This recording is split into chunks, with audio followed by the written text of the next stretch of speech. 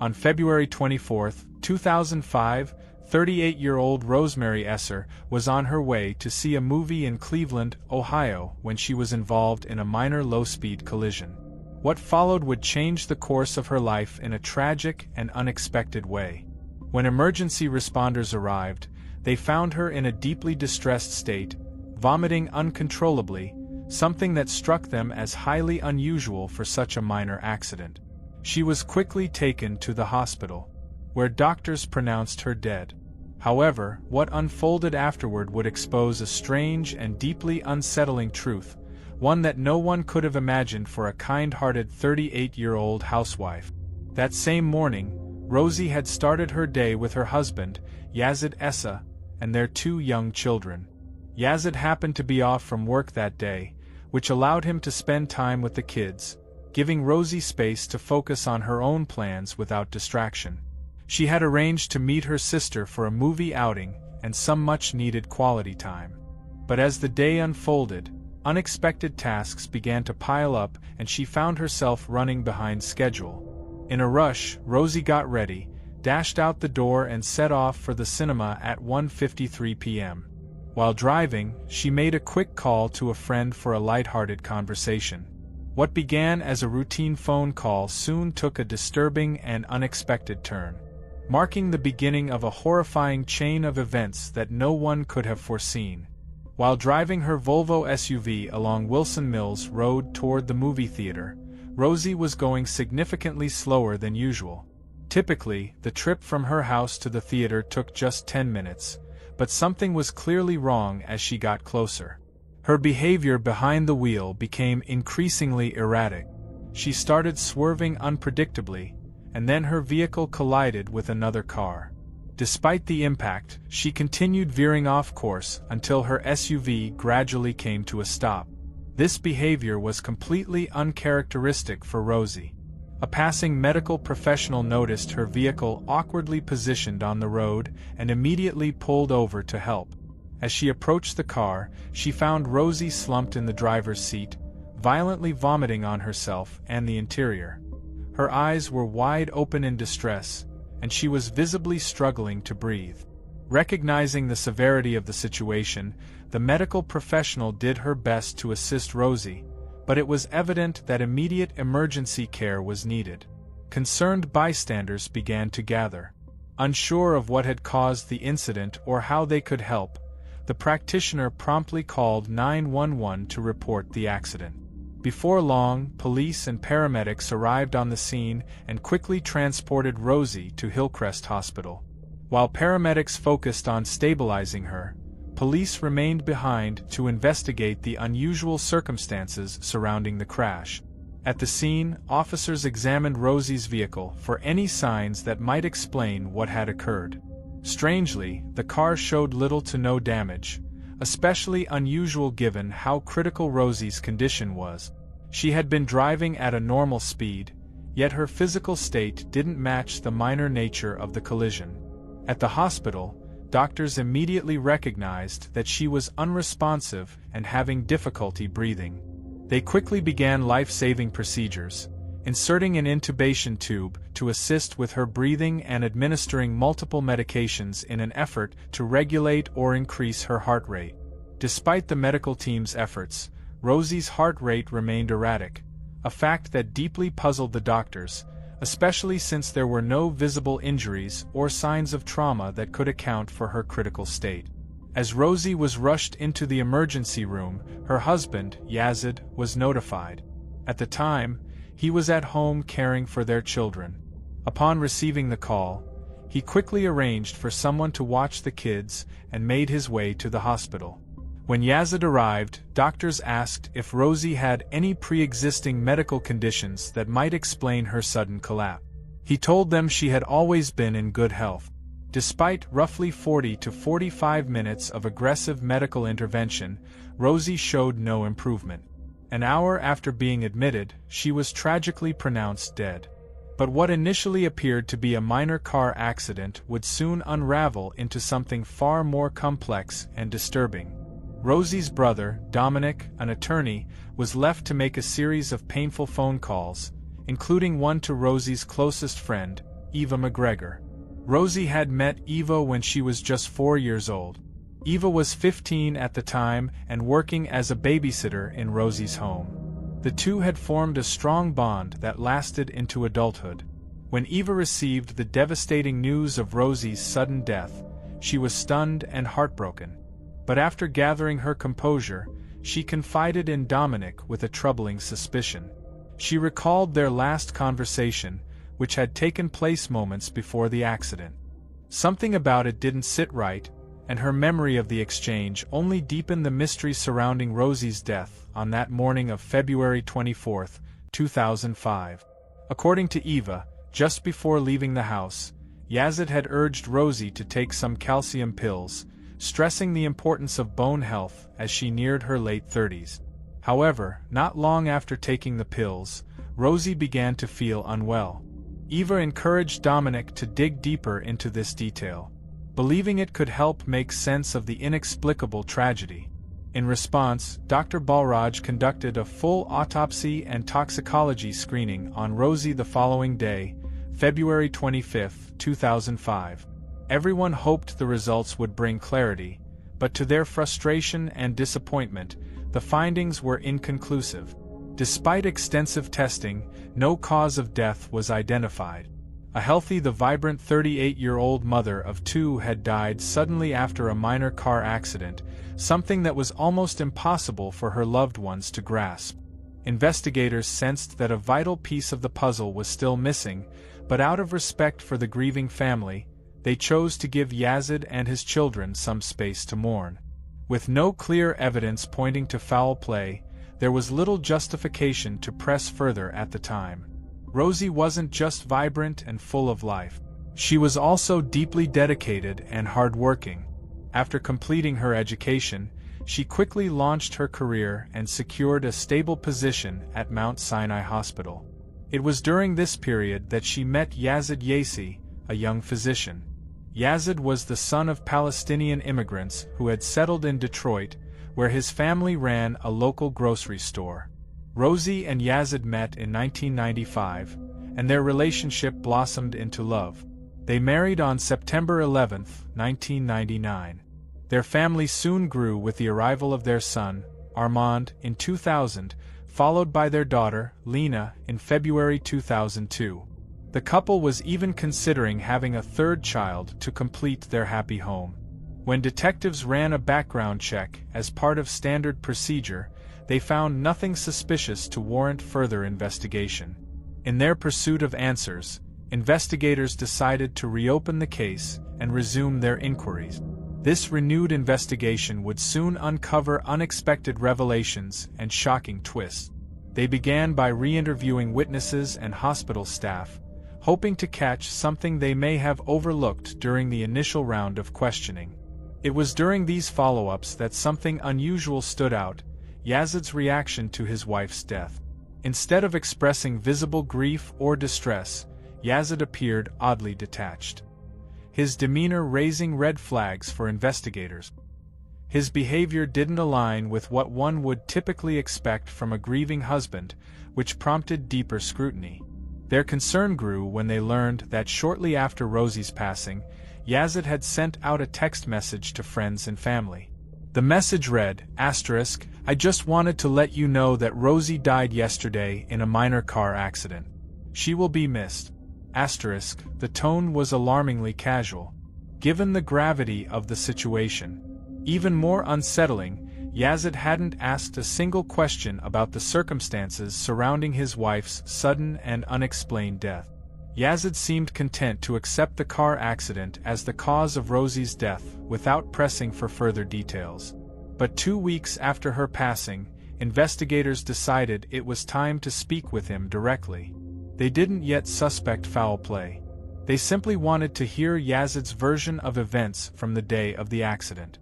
The detectives contacted him with a polite request to come down to the station and give a voluntary statement, assuring him that it was just a routine step in understanding what had happened. Their primary goal was to gather more context and determine whether Yazid's account might reveal anything they had missed. However, when investigators returned to his home to collect the vitamins and calcium supplements Rosie had taken that morning, Yazid remained silent. Instead, they were met with a surprising scene. A woman sitting in the kitchen.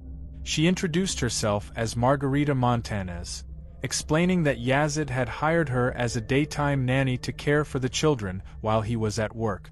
What truly caught the detectives off guard, though, was learning that Yazid had also employed a second nanny for the nights, a woman named Michelle Madeline. Some people found these details confusing, but the detectives remained focused on their primary objective: retaining the calcium tablets as potential evidence without drawing unnecessary attention. They swiftly collected the supplements and sent them off for testing, suspecting that someone might have tampered with the pills to harm Rosie. At first glance, the calcium tablets from Yazid's home appeared ordinary, but as investigations unfolded, they uncovered shocking revelations no one had anticipated. This discovery raised serious suspicions, prompting the detectives to request a comprehensive laboratory analysis of the pills. To their astonishment, the results revealed the presence of cyanide. Cyanide is a deadly poison, but it isn't typically screened for in standard toxicology tests. Detecting cyanide requires a specialized and meticulous examination. It wouldn't be found unless specifically searched for. Finding cyanide in Rosie's case was an incredibly rare and terrifying occurrence, something most forensic experts encounter only once, if ever, in their careers. The shocking discovery rapidly escalated the case into a full-scale murder investigation. Detectives promptly obtained a search warrant for Rosie's car and meticulously collected samples from her vomit and the seat covers, hoping to uncover additional evidence. As they anticipated, cyanide was detected in Rosie's vomit during the examination. To gain a clearer understanding, coroner ordered a fresh toxicology screening for Rosie, and the results stunned everyone involved. The analysis revealed an astonishing 9.1 milligrams of cyanide per liter of blood, 3 times the amount typically considered lethal. Even more alarming was the finding that the calcium pills Rosie had been taking were contaminated with between 600 and 800 milligrams of pure cyanide. This quantity was more than sufficient to cause death, making it clear to investigators that Rosie's passing was no accident, but a deliberate, malicious act. Police began to theorize that Yazid might have intended for Rosie to drive on the highway to the movies. If the cyanide had taken effect while she was traveling at 60 miles per hour, a high-speed crash would have been inevitable, and the coroner would have attributed her death to the accident itself. However, Rosie's choice to take a back road that day and drive at a much slower pace ultimately helped uncover the true cause of her death. With this realization, the police prepared to arrest Yazid on suspicion of murdering Rosie. But Yazid was already one step ahead. Just as authorities were about to detain him, they received the shocking news that he had vanished. On March 18, 2005, investigators collected the calcium pills from Yazid's home. Meanwhile, Yazid had asked Rosie's sister to look after the children overnight, and she agreed without suspicion. But in the early hours of March 19 at 4 a.m., she received a voicemail from Yazid.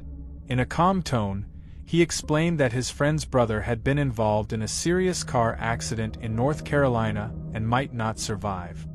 He said he was going to assist him, though little did she know this was just the beginning of Yazid's sudden disappearance. Yazid asked Rosie's family to care for his kids over the weekend and promised he would return by Monday. When Monday passed without any sign of Yazid or even a phone call, Rosie's family grew increasingly concerned and decided to reach out to Yazid's friend to find out what was happening. They thought maybe Yazid had to stay longer due to an emergency, but the friend's response stunned everyone. He revealed that Yazid had never been to North Carolina and no car accident had occurred involving his brother. This revelation shocked Rosie's family, leaving them to wonder where Yazid was and why he had lied. As their worry deepened and it became clear something was seriously wrong, they reported Yazid as missing. Days went by with no word from him, making the situation even more puzzling. Why would he vanish like this, especially while the investigation into his wife's murder was still ongoing? What could possibly be more important to him despite everyone's concern? Dominic? Rosie's brother wasn't convinced Yazid was simply lost. He harbored strong suspicions that there was more to the story. Determined to uncover the truth, Dominic rushed over to Yazid's house to search for any clues. While rummaging through the kitchen, he noticed a recently opened passport-style envelope sitting on the counter.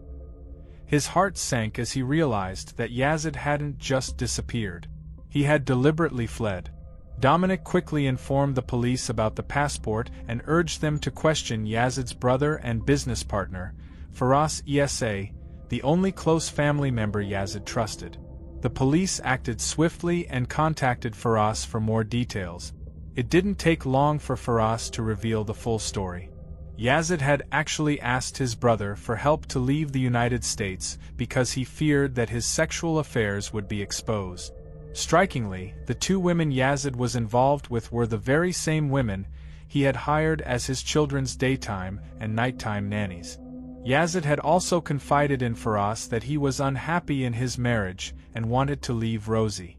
This raised red flags for investigators, but the true motive behind the murder was even more unsettling.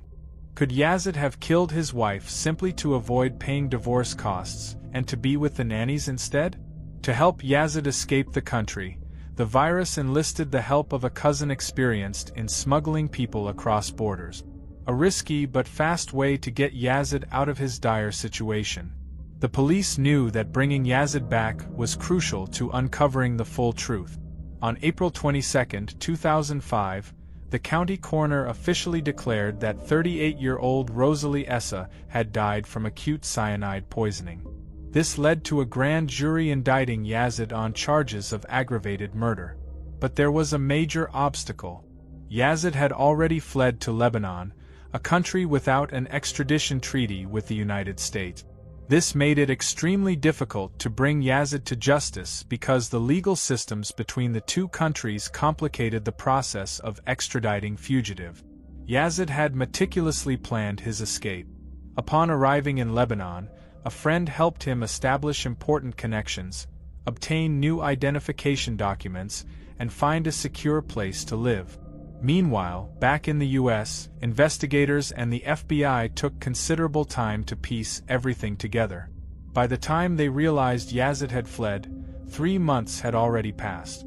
This delay gave Yazid ample opportunity to settle into his new life and vanish completely. The authorities were powerless to bring him back and could only offer plea deals in hopes he would voluntarily return to face charges for Rosie's murder. However, Yazid had other intentions. Once in Lebanon, he assumed the new identity of Maurice Khalif and vanished without a trace.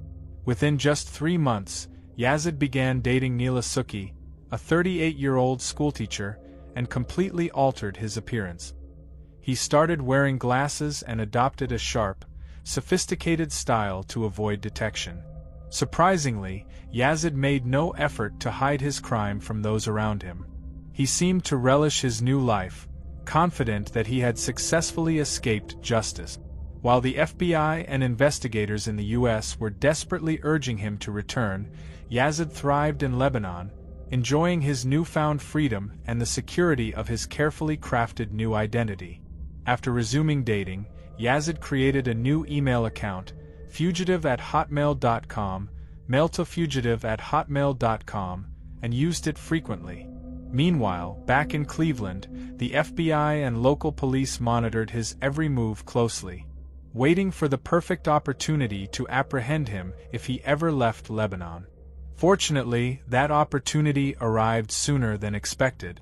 On October 7, 2006, Yazid boarded a plane to Cyprus, triggering a sequence of events authorities had been eagerly awaiting for months. The FBI immediately alerted Cypriot officials, warning them that Yazid was likely traveling with a forged passport. In response, Cypriot authorities agreed to detain Yazid. When he arrived at the Cyprus airport, his appearance was drastically changed.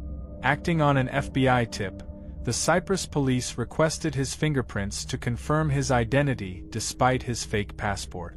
The fingerprint results quickly revealed that he was indeed Dr. Yazid Esa, giving the police solid grounds to arrest him. However, the situation wasn't as straightforward as it appeared. Although Cyprus had an extradition treaty with the US, it did not cover cases involving the death penalty. Yazid's lawyers fought his extradition for nearly 3 years, even though Quiet County prosecutor Bill Mason assured that the death penalty would not be pursued. Eventually, in January 2009, Yazid was extradited back to Cleveland to face trial for aggravated murder.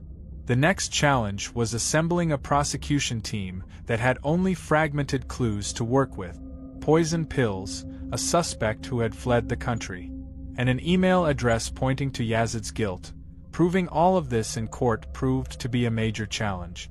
The trial began on January 9, 2010, in a Cleveland courtroom. From the outset, Yazid's defense argued there was no strong, direct evidence, emphasizing that the proof presented was merely circumstantial. Despite this, the prosecution worked hard to build a compelling case to deliver justice for Rosie. During the trial, Yazid's lawyers claimed that someone else must have tampered with the pills by adding cyanide without Yazid's knowledge. In response, the prosecution called 80 witnesses to refute this defense. The most damaging testimony came from Yazid's own brother, Firas, which seriously undermined Yazid's credibility and hinted at his involvement in Rosie's death. The defense also suggested that one of Yazid's mistresses, possibly jealous of his seemingly happy marriage, could have poisoned Rosie independently. But they failed to present any concrete evidence to support this theory.